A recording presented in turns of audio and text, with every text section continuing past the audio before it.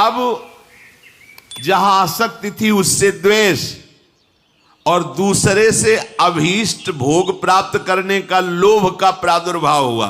लोभ के प्रादुर्भाव से बुद्धि भ्रष्ट हो गई। अब इस प्रकार क्रम बदलता चला गया। उससे भी हाथ नहीं, और वो बहुत माया ऐसा रूप रख करके सामने आती जाएगी कि आपको लगेगा नहीं ये नहीं, ये क्या सुख है। फिर उसके बाद उससे भी बढ़कर, क्योंकि वो माया है, उससे भी बढ़कर अब आप कहां तक भागेंगे। फिर आपकी वो दुर्दशा होने लगती है कि आधी छोड़ पूरी को धावे, पूरी मिले ना आधी पावे, कुछ हाथ नहीं लगा, पूरा जीवन बर्बाद हो गया। अब हृदय में लोभ का आक्रांत, क्रोध का आक्रांत, राग द्वेष और पापाचरण के कारण विपत्तियां, जो धर्म बचाता है, धर्मो रक्षति रक्षिता, तुम धर्म की रक्षा की तो अब तुम्हारी धर्म रक्षा करेगा, उसको तो तुमने छोड़ दिया। अब रक्षक कोई है नहीं, पीस के चला देती है माया। चलती चक्की देख के दिया कबीरा रोए, दो पाटन के बीच में साबित बचा न कोई। चलती चक्की देख के दिया कमाल ठठाए, राह सहारे कील के तो बाल न बांका जाए। इस संपूर्ण सृष्टि संचालन की कील है श्री भगवान। राधा राधा कृष्ण कृष्ण कृष्ण, राह सहारे कील के तो बाल न बांका। वो सब संभाल लेंगे जो बिगड़ा हुआ है। एक बार तो आप कदम रखो अध्यात्म में। अब वो क्या करता है, सारा नाटक करने लगता है केवल अपनी वासनाओं की पूर्ति के लिए। चाहे वो धर्माचरण का नाटक हो, चाहे सेवा का नाटक हो, समाज कुछ भी, वो केवल नाटक करने लगता है अपनी वासना की पूर्ति के लिए। वो केवल नाटक करने लगता है धन के लिए, धर्म का बहाना, सेवा का बहाना, और धन प्राप्ति की चाह, वासना की पूर्ति की चाह, यही पाप चाह है और यही उसकी दुर्गति कर देती है। इसलिए अपने मित्र बनो। क्या, जब इंद्रियां आपको विषयों में फंसाने जा रहे हो, उसी समय शास्त्र की बातें, गुरुजनों की बातें तुरंत हृदय में लाओ और उसे काटो। पर यह ऐसा नहीं होता, हम फंसने के लिए राजी। ये माया ऐसी मीठी छुरी है, अपने हाथ से गला काट लोगे। ऐसा मीठा जहर है, अपने हाथ से मांग के लड़ के पालोगे। नहीं नहीं, आप मुझे दीजिए, जो होगा देखा जाएगा, ऐसा जहर है। हितैषी मित्र वही है, वही विद्वान है जो ऐसा करने से अपने को रोक ले। बहुत सुंदर है प्रसंग साधकों के लिए, अध्यात्म मार्ग के पथिकों के लिए। अगर वो ठीक से चलेगा तो जैसे आकाशवाणी होती है, ऐसे उसके हृदय में वाणी प्रकट हो जाएगी। आकाशवाणी जैसे नहीं हुई, भीम जी जा रहे थे, आगे मत जाना, युधिष्ठिर जी जा, आगे मत जाना, आगे सिद्ध और देवताओं का प्रवेश है, कोई अपराध बन जाएगा। ऐसे अंदर तुम्हारे आने लगे, ए सावधान, अब तुमसे गलती होने वाली है। और वो ऐसी वाणी होगी जो स्पष्ट सुनाई देगी, और आप अगर स्वीकार करेंगे तो आगे बढ़ जाएंगे। किसी से पूछने का, प्रश्न का उत्तर ही नहीं, अंदर ही सब आ जाएगा। ये बहुत महिमा की बात है। जैसे आकाशवाणी होती है, ऐसे तुम्हारे अंदर वाणी जागृत हो जाए, ए सावधान। बोले यार, कोई तो हृदय में रोक रहा था पर मैंने सुना नहीं, हाय सुन लेता तो आज ऐसी दुर्दशा को न प्राप्त होता। यदि आप ठीक से चलोगे तो बाहर प्रश्न करने की जरूरत नहीं, अंदर ही आपको उपदेश प्राप्त होना प्रारंभ। यह अध्यात्म मार्ग है, ये बहिर्मुख मार्ग नहीं, ये अंतर्मुख मार्ग है। राग रूपी दोष के कारण 3 प्रकार से अधर्म की वृत्ति बढ़ने लगती है। पहला है मन से पाप का चिंतन, कलयुग में नहीं लगता है, पर मन से पाप का चिंतन होते ही संकल्प बन जाता है, क्रियाओं में उतार देता है। इतनी सामर्थ्य कलयुगी पुरुष की नहीं कि मन से किए हुए चिंतन को रोक सके, संकल्प ना बनने दे, क्रिया ना होने दे। तो मन से चिंतन का पाप नहीं लगता, पर वो जब उसका चिंतन हुआ, संकल्प बना, तो क्रिया तुम रोक ही नहीं सकते। पहला है मन का चिंतन, दूसरा है वाणी का पाप, तीसरा है क्रिया का पाप। अगर इन तीनों से अच्छी तरह से अपने को बचा लिया जाए तो कभी हृदय में क्लेश बाहर से पहुंच ही नहीं सकता। बाहर क्लेश में परिस्थिति है, पर आप आनंदित हैं।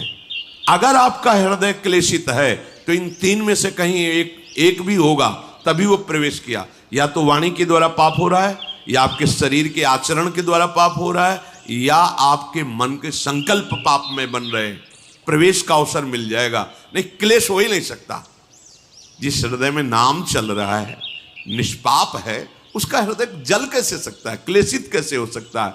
वहां तो आग लगती है भगवत मिलन की, विषय की चाह कहां। जो ऐसे नीच स्वभाव वाले पाप परायण मनुष्यों से मित्रता स्थापित कर लेता है, समझ रहे, मन से पाप का चिंतन, शरीर से पाप की क्रियाएं, वाणी से पाप की बातें बोलना, ऐसे लोगों को जो मित्र बना लेता है उसको उसी लोक की प्राप्ति होती, वही दुर्गति होती जो उसकी होती है। मित्र भी बहुत होश से बनाना चाहिए। जाके प्रिय न राम बैदेही तजिए ताहि कोटि बैरी सम यद्यपि परम स्नेही। मुझे पापाचरण में लगा रहे हो अपनी मित्रता की दुहाई देकर, ऐसा मित्र हो ही नहीं सकता। मित्र तो वो होता है जो कुपथ निवार सुपंथ चलावा, गंदे मार्ग से हटा के अच्छे मार्ग में चलाए, उसे मित्र कहते हैं। वो तो शत्रु है, अपने को मित्र घोषित करके हमारा पतन कराना चाहता है। जो मनुष्य पापात्मा होता है उसे धर्म की प्राप्ति नहीं होती, अर्थात उसे सुख की प्राप्ति नहीं होती, अर्थात उसे बार बार विपत्तियां, दुख और पराजय ही मिलती है। बार बार प्रश्न होता है कि प्रयास करने पर मैं सफल क्यों नहीं हो पाता? क्योंकि कोई टांग खींच रहा है तुम्हारी, ऊपर चढ़ने नहीं दे रहा। कौन है वो?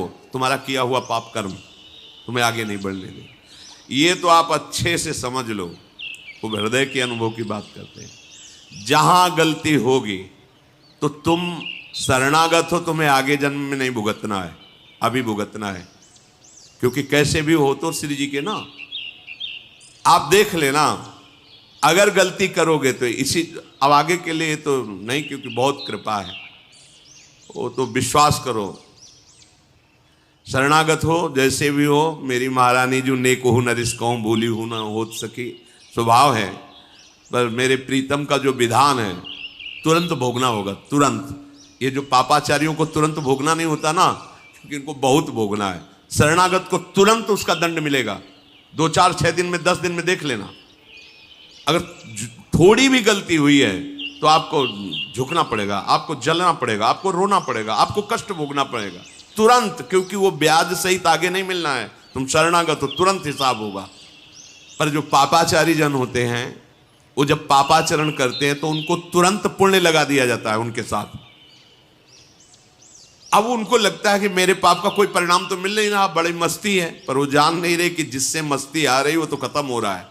अब जो हमने नई फसल बोई, पुराना जो पाप है जब मिलेगा तो मस्ती की क्या बात, श्वास लेने लायक नहीं रह जाओगे। बहुत सावधान। उपासक को चाहिए कि जिन सुखों को तुम भोगों में ढूंढ रहे हो वो वहां नहीं है, वो तुम्हारे अंदर है। सुख राशि तुम्हारा स्वरूप है, आनंद सिंधु भगवान तुम्हारे हृदय में बैठे, तभी विश्राम मिलेगा। मान लो, अगर ये बात तुम्हारी अभी समझ में नहीं आ रही तो मान के चलोगे तो समझ में आ जाएगी। सबके भीतर महासुख है, बाहर नहीं है। हम सब बाहर ढूंढ रहे हैं, आज तक कोई सुखी नहीं हुआ। लौटो, अंदर लौटो। सर्वात्मना न विसृजेत बहिरिंद्रियाणि एकश्चरण चित्त मनंत ही से। अपने चित्त को अनंत महिमा वाले प्रभु के नाम में लगा दो, उनकी लीला कथा में, उनकी सेवा में सत्कार्य करते, अभी आनंद आ जाएगा। अभी आनंद की पहचान ही आप नहीं जानते।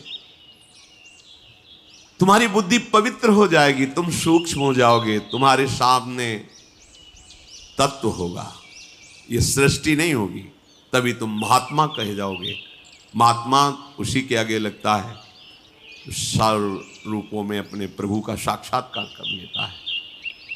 वासुदेवा स्वरमिति समहात्मा सुदुर्लभा। वो दुर्लभ महात्मा है जो सब जगह अपने प्रभु का दर्शन करता है। चित्तस्य ही प्रसादेन हंति कर्म शुभाशुभम प्रसन्नात्मात्मनि स्थित्वा सुखमानन मश्नुते। जब तुम्हारा चित्त प्रसन्न हो जाएगा, यह सबसे बड़ी उपलब्धि हुई। चित्तस्य ही प्रसादेन, आनंद से लबालब हो रहा है चित्त। क्यों? क्योंकि आनंद का चिंतन हो रहा है। आनंद कौन है? प्रभु। मुरारी पादार्पित चित्त वृत्ति, एक एक वृत्ति से प्रभु का चिंतन कर रहा है, सब सेवाएं कार्य करते हुए।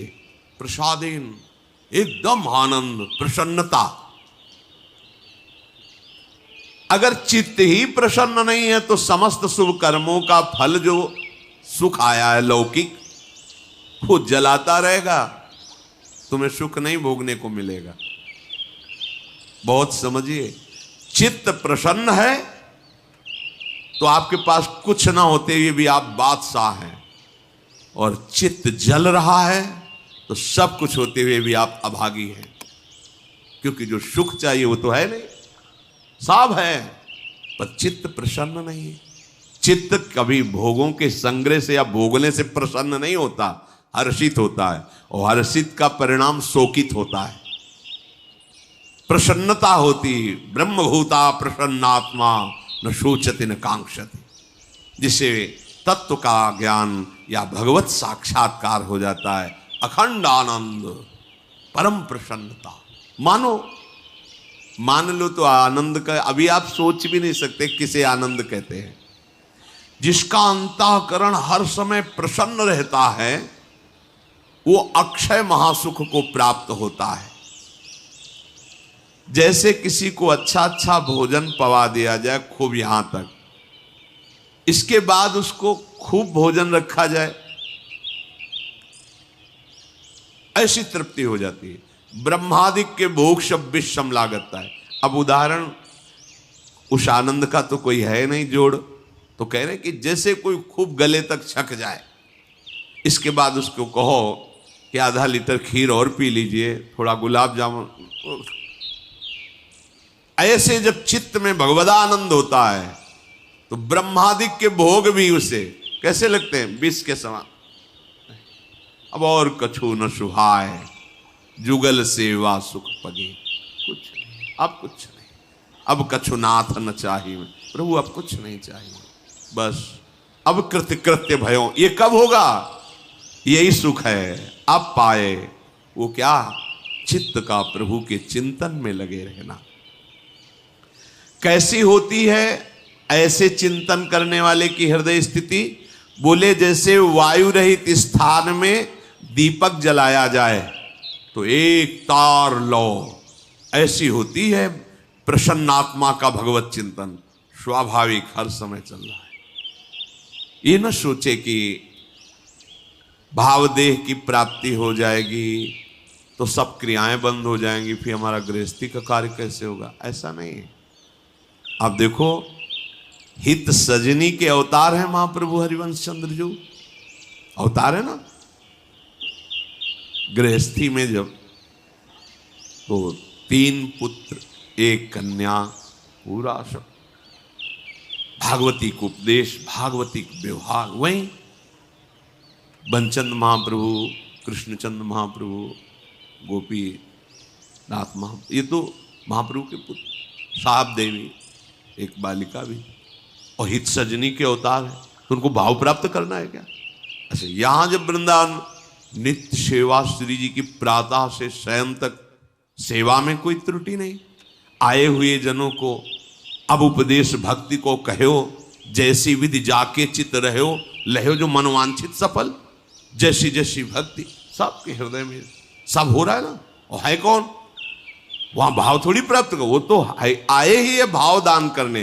तो ऐसा नहीं कि इस भाव को प्राप्त हुआ वो बोल नहीं पाएगा, वो चल नहीं पाएगा, वो क्रियाएं नहीं, ऐसा नहीं। ये अलौकिक सामर्थ्य होती है। दुर्वासा जी की स्थिति से भी बड़ी स्थिति अम्बरीश जी की है। कैसे प्रमाणित करो?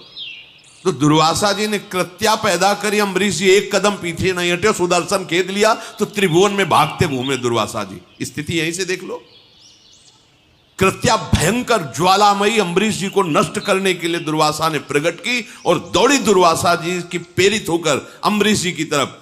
ऐसे हाथ थे दुर्वासा की प्रणाम मुद्रा, एक कदम पीछे नहीं हटे। स्थिति देखो। और जे ही सुदर्शन चक्र ने कृत्या को नष्ट किया और दुर्वासा जी को दूर से ताप, तो पूरे त्रिभुवन में भागते गए, भागना पड़ा, खड़े नहीं रहे। अम्बरीश जी का क्या कार्य रुका हुआ है? चक्रवर्ती सम्राट सारे कार्य हो रहे हैं और आठों पहर उनकी स्थिति केवल कृष्ण में है। सावई मना कृष्ण पदा। ये ना समझे कि अब ये जो भक्ति को उपदेश करें इसका मतलब हमें बाबा जी बनना पड़ेगा, और मतलब एक गुफा में बैठ के, एक कमरे में बैठ के आंख मूंदे, ये भक्ति का ये बहुत प्रवीण, बहुत ऐसा नहीं। देखो आचार्यों को, महापुरुषों को, सबको देखो ना, स्थिति किस कोटि की है, कैसे लोक व्यवहार में वैसे ही दिखाई दे रहे। वो सामर्थ्य भागवतिक है। जैसे कोई बहुत कठोर हो सकता है तो फिर कोमल कैसे हो सकता है? एक ही बात तो होगी ना, बहुत कठोर हृदय तो कोमल हृदय उसको कैसे कहा जा सकता है? लेकिन प्रभु को कहा गया वज्रादपि कठोराणी और कुसुमादपि कोमलानी। कुसुम से भी कोमल हृदय और वज्र से भी कठोर हृदय। प्रभु को कहा गया अणुअणियान महतो महियान। वो छोटे से सबसे छोटा है और बड़े में सबसे बड़ा महान है। जो सूक्ष्मदर्शी से जीव देखा जाए उसके हृदय में आराम से शयन कर रहा है मेरा गोविंद, और अनंत ब्रह्मांड एक रोमकूप में वास कर रहे हैं। दिखलावा ते माते अद्भुत रूप प्रचंड, रोम रोम प्रतिलागे कोटि कोटि ब्रह्मांड, अणुअणियान महतो महियान। उसका दास है तो वो अगर व्यवहारिक क्रियाएं सम्यक करता हुआ अपनी स्थिति में, तो कौन से आश्चर्य की बात है? क्योंकि सर्वाश्चर्य में प्रभु की आराधना है। ये न सोचे कि हम गृहस्थी में अगर हमको ऐसी कोई, एक ने पूछा था जब भगवत प्राप्ति हो जाएगी तो सोने को मिलेगा कि नहीं? सोने को मिलेगा नहीं, हमें तो डर लगता है भगवत प्राप्ति वाली बात सुन के कि मतलब पता नहीं क्या होता होगा। जैसे सोने में आनंद आता है, खाने पीने, ये सब चलेगा कि नहीं?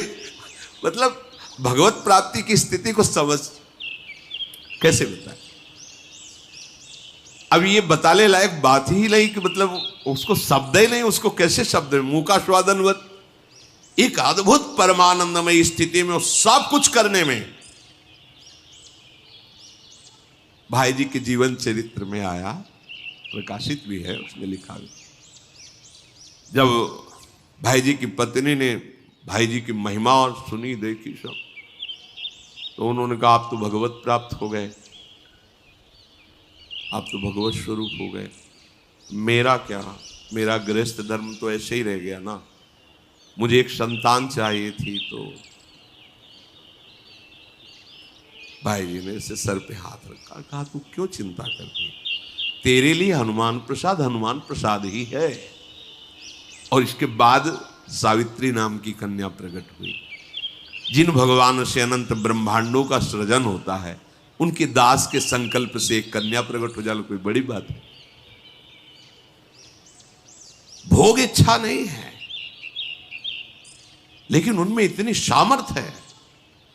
विषयान ग्रहण तो मुंचन, तो ऐसी वो स्थिति है। अब उसको तो इसलिए हम खोल के बता रहे हैं कि ये लगेगा ये बाबा जियों को स्थिति प्राप्त हो, गृहस्थ हम तो हमारा तो सब घर चौपट हो जाएगा ना, माताएं बहनें गृहस्थ सब परेशान हो जाएंगी कि ऐसी स्थिति। मतलब जैसे कोई कोई कहने लगते ना कि इनकी तो बड़ी ऊंची स्थिति है, अभी तो कुछ काम ही नहीं करते, बस कहते हैं वैसा।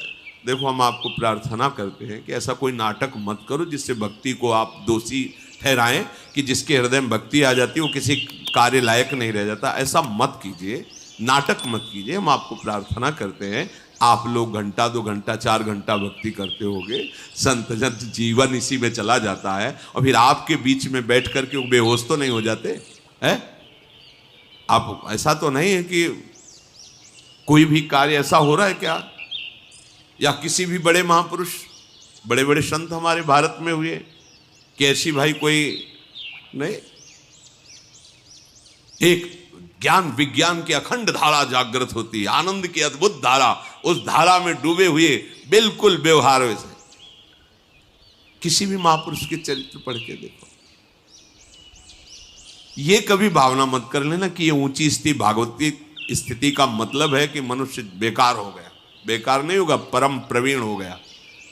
तुमसे अपना घर नहीं संभलता, और जब राष्ट्र का विशेष पद उसे मिलता है तो उतनी सामर्थ्य भगवान दे देते हैं, लाखों करोड़ों को संभालता है। समझो ना, तुमसे अपना घर नहीं संभलता, अपने घर का निर्णय ठीक नहीं कर पाते, वो पूरे विश्व में अपने देश की रक्षा कर रहा है और अपने देश को संभाल रहा है। सामर्थ्य किसने दी? जरा सी सामर्थ्य भगवान की उदय हुई तो राजा पूरी प्रजा की रक्षा करता है, पूरी प्रजा का पोषण करता है। सोचो, उस सामर्थ्य को जिसने प्राप्त कर लिया, सर्व सामर्थ्यशाली प्रभु को, उसके द्वारा कहीं ऐसा होगा? वो एक परमानंद की स्थिति में रहता हुआ भी सम्यक रूप से सब व्यवहार करता है। कितने ऐसे महान गृहस्थ हुए हैं जिनके सामने भगवान खेलते हैं, नरसिंह मेहता जी आदि बड़े बड़े महापुरुष। क्या ऐसा हुआ कि वो पागल हो गए, वो बावरे हो गए? वो ये जो जैसे कभी कभी एक दो आप लोगों ने बताया कि वो जब से सत्संग सुना कुछ दिन पहले से, अब उनकी स्थिति तो ऐसी कि घर का कोई काम काज नहीं तो सब परेशान है। भैया हम हाथ जोड़ के कहते हैं ऐसी कोई स्थिति नहीं होती, ऐसी स्थिति नाटक की होती है, ऐसा मत कीजिए। क्योंकि बड़े बड़े संतों के दर्शन किए हैं, वो अपनी सम्यक दिनचर्या रहती है, ऊंची स्थिति है, सम्यक दिनचर्या रहती। ऐसा नहीं होता कि घर वाले परेशान हैं तो पता नहीं कौन सा मतलब जादू चढ़ गया, ऐसा नहीं होता। या फिर एक दो जैसे कभी वो झटके, और ये झटके मटके कुछ नहीं होते हैं, ये भगवत आनंद है। ये मतलब है ना, मूर्छित हो राधा मूर्छित हो गए ऐसे, अब वो पानी डाल रहे हैं, कोई चरण रज लगा रहा है, कोई चरण छू रहा है, ऐसा नहीं होता है। हाँ ऐसा होता है, वो एक अलौकिक स्थिति। सच्चे मार्ग से चलो, स्थिति प्राप्त हो जाएगी। वो ऐसा मत करो जिससे तुम्हारा जो सौभाग्य उदय हुआ है वो नाटक में फंसकर नष्ट हो जाए। सही मार्ग का अवलंबन लो।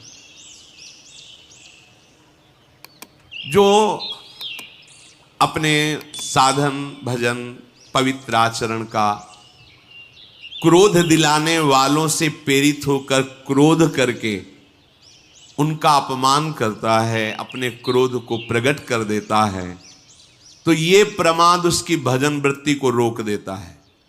बहुत ध्यान से, इसीलिए पूज्यपाद उड़िया बाबा ने कहा कि भजनानंदी महात्मा को क्रोध से बचना चाहिए। 1 महीने के किए हुए भजन को एक बार का क्रोध प्रभाव रोक देगा। अब बाबा तो सिद्ध महापुरुष थे, उन्होंने जो अनुभव किया वो बोला, पर शास्त्र भी कहता है कि यदि आपको कोई क्रोध दिला रहा है, दिलाएंगे, मतलब ऐसे हमारा कोई मतलब नहीं, पर वो जानबूझ करके आपको रोकेंगे, छेड़ेंगे, आपको परेशान करेंगे, ऐसा षड्यंत्र रचेंगे कि आपको गुस्सा आवे। जैसे एक अभी पीछे सुनाया था ना, शिष्य ने कहा गुरुमंत्र ले, तो तुम्हें क्रोध दिखाई देता है तो गुरुजी ने प्रेरणा की, झाड़ू मार देना, आपकी टोकरी डाल देना, ऊपर पूरी डाल देना। तो हमारे गुरु भगवान है, वही प्रेरित करते हैं, जाओ पीछे से बोल, बड़ा पाखंडी नीच है, देख ड्रामाबाज जा रहा है, दृष्टि जाएगी। ड्रामेबाज कहा है, पाखंडी कहा है, अच्छा तो फिर हम तुम्हें दिखाएंगे कि हमारा अब आ गया। बिल्कुल नहीं, चुप, प्रणाम, और रोना चाहिए, प्रभु देखो ये ठीक कह रहे हैं, मैं हूं ना, पर जैसा हूं आपका नाथ मुझे स्वीकार कर लो। प्रभु देखो अब तो गवाही मिल गया ना, पहले तो हम ही एकांत में कहते थे मैं नीच हूं, मैं पाखंडी हूं, अब तो गवाही मिल गया। जब गवाही मिल जाए तो पक्का हो जाता है ना, तो प्रभु पतित पावन हो, दयामय हो, आप हम पे ये भाव आने चाहिए। क्यों? तो क्रोध दिलाने के लिए आएंगे, पक्का आएंगे, और आते हैं जिंदगी में, देखने को मिल। कितने गृहस्थ जन आके कहते हैं कि हम बहुत बचना चाहते हैं, पर हमारे को ऐसा छेड़ा जाता है, ऐसा किया जाता है कि हमें गुस्सा आ जाता है। ना आए, उसे चुपचाप सहन कर लो, आप अपने भजन को बचा लो। ये पवित्र मार्ग है, अध्यात्म मार्ग है। बार बार गुस्सा करते रहोगे तो अनुभव ही नहीं आएगा। स्मृति नष्ट करता है गुस्सा। कामा संजायते क्रोधा, क्रोधा स्मृति विभ्रमा, और स्मृति हमारा धन है। भगवत स्मृति क्रोध चुरा लेगा, बहुत सावधान। उपासक को चाहिए कि पूर्व रात्रे परे चैव युंजाना सततम मनः लघ्वाहारो विशुद्धात्मा पश्चन्नात्मान आत्मनि। यदि तुम्हें इसी जन्म में भगवत प्राप्ति करनी है तो लघ्वाहारो लिखा है, थोड़ा भोजन पर सुधार कीजिए, हल्का भोजन कीजिए, मतलब जितना आपके, अब जितने में आप कितना उतना नहीं है, मतलब प्राण पोषण हो जाए, आपकी दिनचर्या चल जाए, क्योंकि आप जैसे भगवत मार्ग के पथिक हैं तो अधिक भोजन पाएंगे। देखा है, ये भी अनुभव किया, अधिक भोजन से भजन में अरुचि होती है। स्वादिष्ट अधिक भोजन पा लेने से वो सतोगुणी भोजन भी तमोगुण हो जाता है, उसमें प्रमाद स्थिति आ जाती है। इसलिए कह रहे हैं, आदेश करें लघ्वाहारो, भोजन का एक आप अनुपात बना लीजिए कि आपको इतने भोजन से चल जाएगा और बहुत काल तक आप अपने नियम में स्थित रहिए। मैं मानता तो कोई है नहीं, मान जाओ, मानने के लिए ही सत्संग हो रहा है, मान जाओ।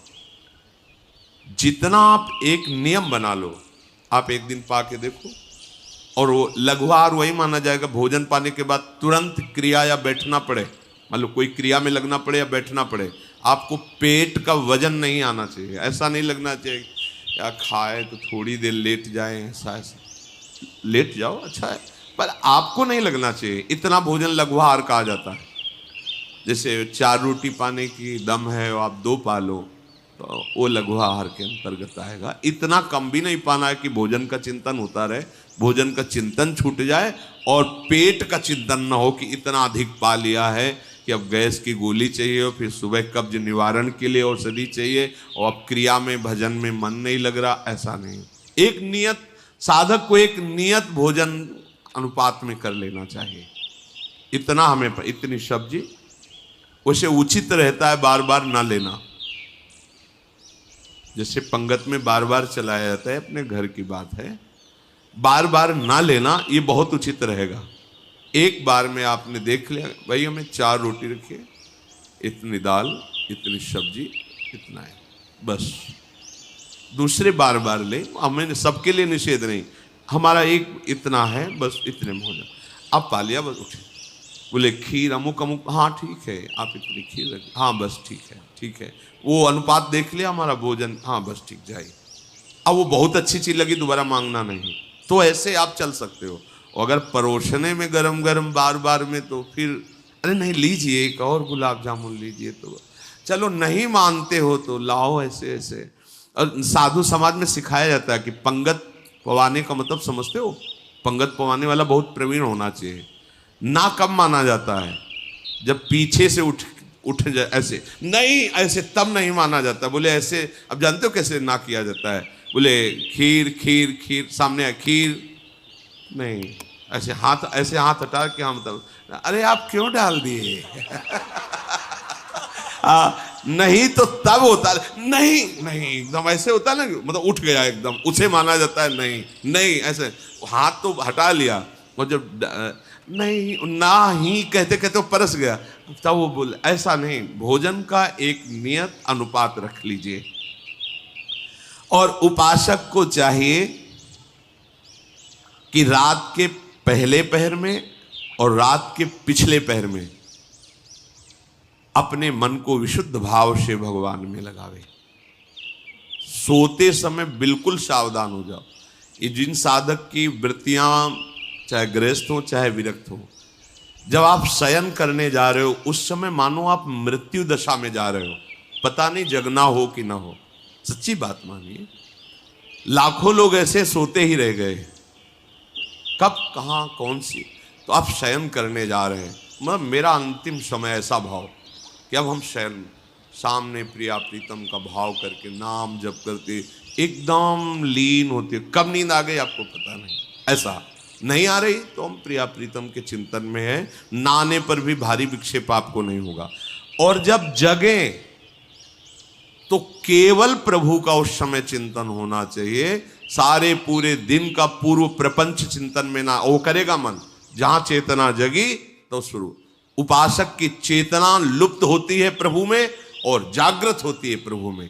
संदेश जो यहाँ है कि रात्रि के प्रथम पहर में और रात्रि के अंतिम पहर में, अर्थात सोते समय भगवदानंद में डूबकर सो, भगवत चिंतन, और जगते समय भगवत चिंतन, तो पूरी रात्रि का समय आपका भजन हो जाएगा। ऐसा होता है? ऐसा करते हो? देख लीजिए, आप ऐसा कीजिए।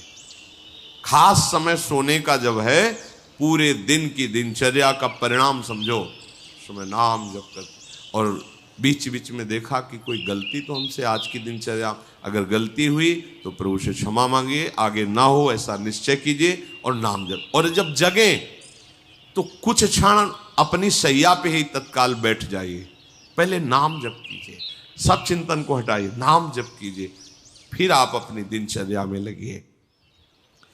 लघुआहार रात्रि के प्रथम पहर और अंतिम पहर में भगवत चिंतन, उसे अपने लोगों को तो करना नहीं पड़ता चिंतन, आँख खुलते ही दिनचर्या में बड़ी प्रवीणता से लगना होता है, क्योंकि 4 सवा 4 बजे से सत्संग शुरू है, तो यहाँ घंटा आध घंटा पहले तो आना ही होता होगा। तो अब उसके लिए तो पहले से, अब जब 4 बजे यहाँ बैठे हो तुम, तो मतलब है कि 2-2:30 बजे से तो दिनचर्या चालू करनी ही पड़ेगी। तो उस समय से एकदम जल्दी जाऊं, जल्दी वो चिंतन वहीं लगे, राधा के कुंज, वो वहाँ कीर्तन भजन, यहाँ है तो नाम कीर्तन, वैसे बहुत बढ़िया सौभाग्य, ज़्यादा लड़ाई वाला साधन यहाँ नहीं है, ज़्यादा लड़ना नहीं पड़ेगा मन से, वो ऐसी दिनचर्या को खुद भागेगा कि मुझे जल्दी करना है, जल्दी पहुँचना है, वहाँ बैठ के सुनना है, आदि आदि। प्रज्वलित तेज उसके हृदय में प्रकाशित हो जाता है, उसी तेज में सारे गलत विचार भस्म हो जाते हैं। ये लड़ाई नहीं लड़नी पड़ती, थोड़ा तो सही ढंग से चलो। अब जितना भी बताओ सुन लोगे, पर मन के अनुसार चलना अच्छा लगता है, शास्त्र के अनुसार चलना अच्छा नहीं। आज्ञा पालन कर लो, सच्ची बात कहते हैं, आज्ञा पालन कर लो। हमारा हंसना, हमारा खेलना, हमारा तुम्हारा दुलार करना, तुम्हारा डांटना, केवल एक ही बात, तुम्हारे मन को मैं पकड़ पाऊं। मन को पकड़ लिया ना, वो ऐसे पकड़ में नहीं होता, ये ऐसा भूत है, अभी यहाँ कल वहाँ वहाँ वहाँ, ऐसे इसका स्थान ही समझ में नहीं आता है, और वो तुम्हारे सहयोग से समझ में आएगा। तो जैसे ज्यादा इससे बैर भी नहीं किया जा सकता, क्योंकि हमें इसी से भगवत प्राप्ति करनी, बात ये भी समझो, इसी से हमें भगवत प्राप्ति करनी। सावई मना कृष्ण पदारविंदो, इसको थोड़ा दोस्ती भी देनी है और थोड़ा टाइट भी रखना है। ना तो बराबर इसे टाइट रख सकते हो, ना तो बराबर इससे दोस्ती कर सकते हो, दोनों बात होनी चाहिए। जब ये हठ पे हो तो घुमा के ऐसा ही करना है, अब तो आज रसगुल्ला पाना ही है, अब उठान लिया, अब तो माला में राधा लाभ ध्यान करोगे तो रसगुल्ला आएगा। ये बहुत चतुर है, बहुत चतुर। अब बार बार हृदय में जलन होगी ऐसा, तो हमें लगता है कि अगर पैसा हो तो ले आओ रसगुल्ला, श्री जी को भोग लगाओ, इसे पवा दो, देखो भाई तुमने कहा था रसगुल्ला। अब हमारी बात मानो, 11 माला बैठ के तो राधा राधा राधा राधा राधा। अब अगर चंचलचा की तो ठीक नहीं है, तुम्हारी बात हमने, उचित धर्म की बात हो। ये पूज्य मथुरा दास जी महाराज के श्रीमुख से सुना, बड़े सिद्ध संत थे, तो उन्होंने कहा कभी कभी, लेकिन अधर्मयुक्त नहीं, क्या धर्मयुक्त कहा तो हम कर नहीं, फिर उसमें डांट लगानी, जहां धर्मयुक्त है वहां, जैसे कभी मन आज ऐसा तो ठीक है चलो, वो करते श्री जी को भोग लगाया, जय जयकार की, पाया, अब लगो तुम्हारी बात हमने एक मान ली, अब हमारी एक बात मानो, इतना भजन करो, इतना ऐसा पुराने संतों ने भी किया। जैसे कोई मांग की तो लाए और टांग दिया ऐसे, और कहा बिल्कुल 2 घंटे बाद हम आपको पवाएंगे, 2 घंटे हमारा साथ दो, जल्दी से इतना नाम जप कर लो, इतना मंत्र जप कर लो, देखो टंगाए हम पवा देंगे, उधर देखना नहीं, चुपचाप नाम जप करो। ऐसे मन को फुसला के डांट के तब प्रभु में अर्पित। बराबर आप इसे डांट भी नहीं सकते और बराबर इसे फुसला भी नहीं सकते, इतना विवेक होना चाहिए कि कहाँ फुसलाना है। जैसे घोड़े को अधीन किया जाता है ना, कभी हाथ फिराया जाता है, कभी चाबुक मारी जाती है, वो ऐसा प्रवीण हो जाता है कि चालक की एड़ के इशारे को समझकर उधर चल देता है। ऐसे ही हमको मन को अपने अधीन करना है संपूर्ण उपायों से। देखो महात्मा जन वही, संपूर्ण उपायों से हमको मन की लोभ और क्रोध की वृत्तियों को दबाना है। अगर आप दबा ले गए तो इससे बड़ा कोई तप नहीं है, और यही तप भवसागर से उतारने का सेतु का काम करता है। भव समुद्र से क्या अपने मन की लोभ क्रोध आदि वृत्तियों को दबाना, उनको दबाना सीखो।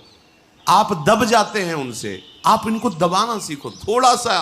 थोड़ा सा आप अपने स्वरूप में आइए, आप अपार सामर्थ्य रखते हैं। सच्ची बात, नारायण को अधीन कर सकते हैं। ये तो सब छोटी मोटी बात। नारायण को होए अधीन संग ही संग डोले, भक्तन पाछे यो फिरे जो बछड़ा संग गाय। समझो, आप में इतनी सामर्थ्य है कि आप अपने प्रेम बंधन की डोरी में प्रभु को बांध सकते हैं। पर आप अपनी सामर्थ्य को भूलकर इंद्रिय और विषय में इतना लीन हो गए कि आप रोने लगते हैं, निराश हो जाते हैं। अब हम जी नहीं सकते, अब हमें भोग चाहिए, हमें बहुत कमजोर हो गए। ये सत्संग आपको इसीलिए श्री जी सुनवा रहे, आप बलवान बने, आप भगवत अंश हैं। अपनी इंद्रियों को निर्विषय करते हुए सच्चिदानंद प्रभु की प्राप्ति इस जन्म में करनी ही करनी है। इसमें कोई भी दो राह मत रखो। आप जो होगा सो होगा। अब इस जन्म में प्रभु से मिलना है। एक बार ठान लो, प्रभु से मिलना है, सब ठीक हो जाएगा। और जब आप ठान लोगे तो दूरी नहीं रहती। ये मार्ग ऐसा है, ये जैसे कोई छड़ी इतनी बड़ी नहीं दिखाई देती हो, खोलो तो लंबी निकलती चली जाती, फिर उसे कर दो छोटी हो। ये देहाभिमानियों के लिए बहुत लंबा मार्ग है, जन्म जन्म। और शरणागतों के लिए बिल्कुल छोटी छड़ी की तरह समिट जाता है।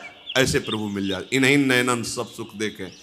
बहुत दूर है, बहुत कठिन है भगवत प्राप्ति। किसको? मुझे। लेकिन आपको तो आपके अजात पक्षायु मातरम खगा शरण में हो जाओ और पुकारो राधा राधा, मंगल हो जाएगा।